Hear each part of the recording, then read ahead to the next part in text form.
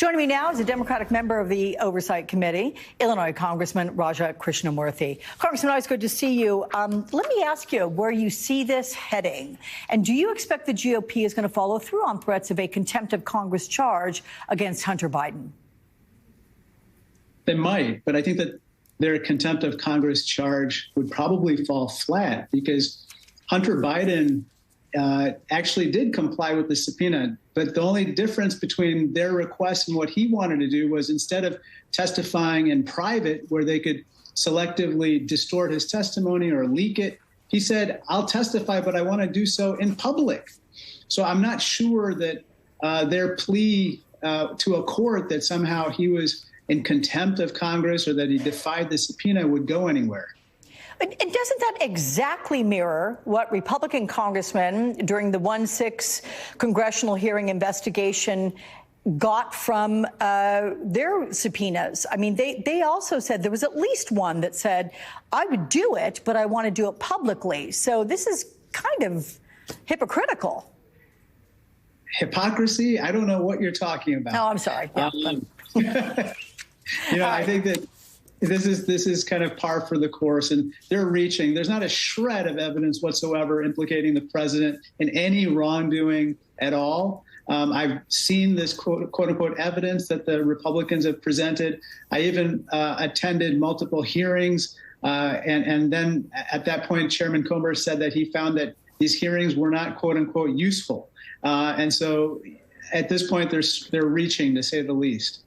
Let's talk about what Congress is doing, because it may have a big reach as it faces a massive to-do list when it gets back to work in the new year, which includes meeting 2 government funding deadlines over the next 2 months and negotiating a foreign aid package that includes border security legislation.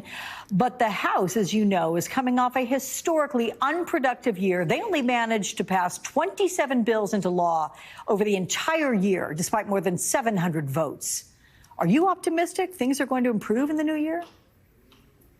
Unfortunately, I'm not. And, those 27 bills, by the way, included multiple bills to rename VA clinics. It included the Duck Stamp Modernization Act, all of which are important, but not exactly what my constituents want. And as you know, on January 19th, we have a government funding deadline looming, including, among other very important departments, the VA, which is so vital for millions of Americans. But we also have to deal with aid to Ukraine, help for Israel, addressing the border, as well as other pressing issues the American people want us to tackle.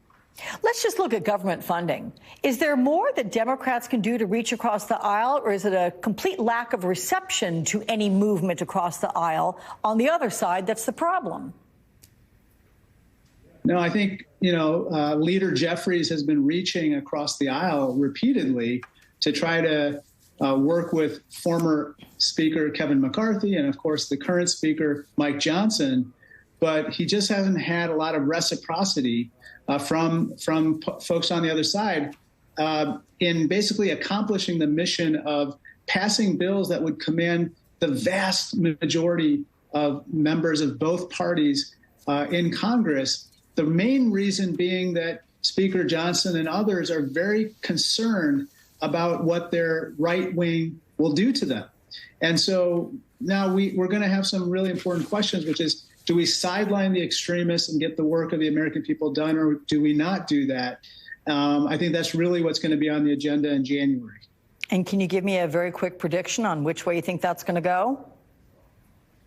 Well, I think that what's probably going to happen is that you're going to have a lot of members of the Republican caucus who are in districts where their constituents absolutely do not want the government to shut down. That is a surefire loser.